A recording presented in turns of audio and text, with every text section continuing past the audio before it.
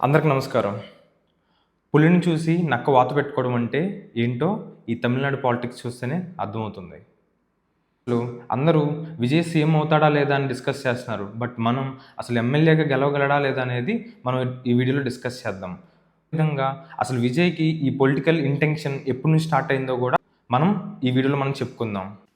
ఈ ఎలక్షన్‌లో కనుక టీవీకే పార్టీ అధికారంలోకి రాకపోతే విజయ్ ఫ్యూచర్ ప్లాన్ ఏంటి అనేది కూడా మనం డిస్కస్ చేద్దాం. విజయ్ ఎమ్మెల్యే గెలుస్తాడో లేదో చెప్పుకునే ముందు అసలు విజయ్‌కి పొలిటికల్ ఇంటెన్షన్ ఎప్పుడు స్టార్ట్ అయిందో మనం చెప్పుకోవాలి. అందరూ అనుకున్నట్టు విజయ్‌కి ఈ పొలిటికల్ ఇంటెన్షన్ ఒక 2 ఇయర్స్ క్రితమో లేదా 1 ఇయర్ క్రితమో స్టార్ట్ అయిందని అనుకుంటున్నారు. పొలిటికల్ థాట్స్ అనేవి 2021 తమిళనాడు ఎలక్షన్ టైంలోనే స్టార్ట్ అయింది. అది ఎలా అంటే టైంలో ప్రతి హీరో సైలెంట్‌గా వెళ్ళి వాళ్ళ పోలింగ్ బూత్‌లో ఓటేసి వస్తారు. బట్ విజయ్ 2021 టైంలో ఆయన ఇంటి దగ్గర నుంచి పోలింగ్ బూత్ వరకు సైకిల్ తొక్కుంటూ ఒక ర్యాలీగా వెళ్ళాడు. అంతకు ముందు నుంచే విజయ్ నేను ఒక పొలిటికల్ పార్టీ పెట్టాలని ఆలోచిస్తూ ఉన్నాడు. పొలిటికల్ పార్టీ పెడతాం అంత ఆషామాషి కాదు. ఆ విషయం తెలిసిన విజయ్ ఆయన ఏం ఆలోచించారంటే ఎలక్షన్స్ ఇంకా 3 ఇయర్స్ ఉంది కాబట్టి గ్రౌండ్ లెవెల్లో స్ట్రాంగ్ అవ్వాలని చెప్పి ఆ తర్వాత జరిగిన పంచాయతీ ఎలక్షన్లో ఆయన కొన్ని పంచాయతీలో ఆయన సపోర్టర్స్ని కొంతమంది నుంచోబెట్టారు. వాళ్ళలో కొంతమంది గెలవడం వల్ల విజయ్కి ఒక బూస్టప్ వచ్చింది. అప్పుడు సరిగ్గా 1 ఇయర్ తిరగక ముందే ఒక పార్టీని అనౌన్స్ చేశాడు. ఆ పార్టీ పేరే టీవీకే. అప్పుడు విజయ్కి ఒక విషయం అర్థమైంది. గ్రామ ప్రెసిడెంట్ని గెలిపించినంత ఈజీ కాదు ఒక ఎమ్మెల్యేని గెలిపించడం అని. సో ఎమ్మెల్యేని గెలిపించాలన్నా పార్టీని నడపాలన్నా చాలా డబ్బులు ఖర్చు అవుతాయి.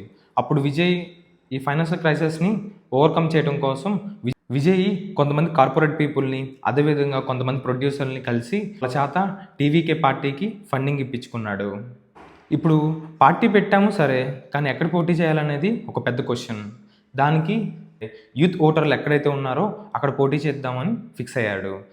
అందుకని ఆయన ఎంచుకున్న కాన్స్టిట్యున్సీ పేరు పెరుంబూర్ అండ్ తిరుచూర్ ఈస్ట్. కానీ ఈ 2 నియోజకవర్గాలు విజయ్కి అంత ఈజీ అయితే కాదు. ఎందుకంటే ఈ 2 నియోజకవర్గాలు డిఎంకే కంచుకోటలు లాంటివి. జరిగిన 2 ఎలక్షన్లలో ఆ కాన్స్టిట్యున్సీలో డిఎంకే కంటిన్యూస్గా గెలిచింది. గెలవడమే కాదు బెంపర్ మెజారిటీతో గెలిచింది. విజయ్ ఈ నియోజకవర్గాన్ని చూస్ చేసుకోవడానికి 2 కారణాలు.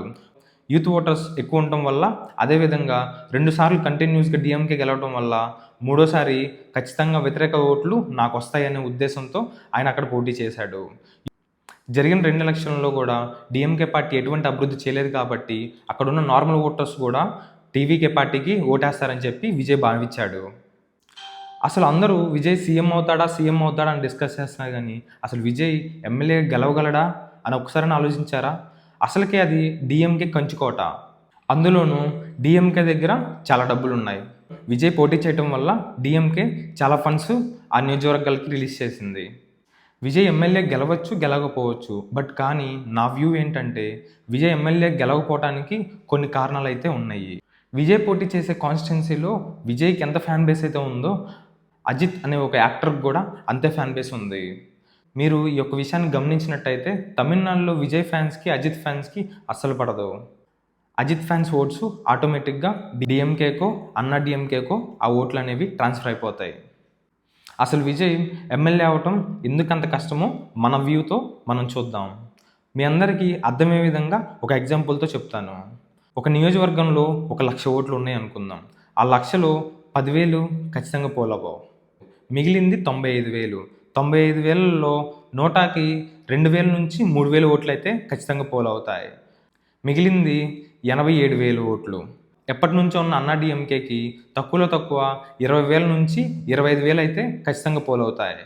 ఇంకా మిగిలింది 20 నుంచి 23,000 ఓట్లు మాత్రమే. మిగిలిన 20 నుంచి 25,000 ఓట్లు విజయ్కి పోలైనా కానీ గెలిచే ఓట్లు అయితే రాలేదు.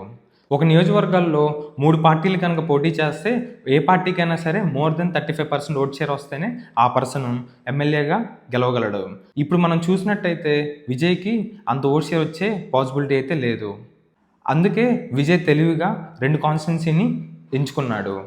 అందుకే ఒక చోట కాకపోయినా ఇంకో చోట అయినా గెలుస్తాననే ఒక ఉద్దేశంతో 2 చోట్ల పోటీ చేస్తున్నాడు. ఏది ఏమైనా సరే విజయ్కి పెరుంబూరు నుంచి గెలిచే అవకాశాలే ఎక్కువ కనపడుతున్నాయి. తిరుచూర్ ఈస్ట్ కాన్స్టిట్యున్సీలో ఏమో 50-50 ఛాన్సెస్ అయితే ఉంది. ఛానల్ తరపున టీవీకేకి ఎన్ని సీట్లు అలాగే ఎన్ని ఓట్ షేర్ వస్తుందో చెప్పుకోవాలంటే ముందుగా టీవీకే పార్టీకి 12 to 18% ఓట్ షేర్ అయితే పక్కాగా వస్తుంది. కానీ సీట్లు మాత్రం అంతకన్నా తక్కువగా వస్తాయి. ఇక టీవీకేకి ఎన్ని సీట్లు వస్తాయంటే అది ఆ సంఖ్య 10 లోపే ఉంటాయని అంచనా. చూడాలి అసలు ఏం జరుగుతుందో ఈ తమిళనాడు పాలిటిక్స్‌లో. ఇంకా కొన్ని గంటలు మాత్రమే ఉంది రిజల్ట్ రావడానికి. మీతో పాటు నేను కూడా ఎదురు చూస్తున్నాను ఏం జరుగుతుందనేది. చూద్దాం.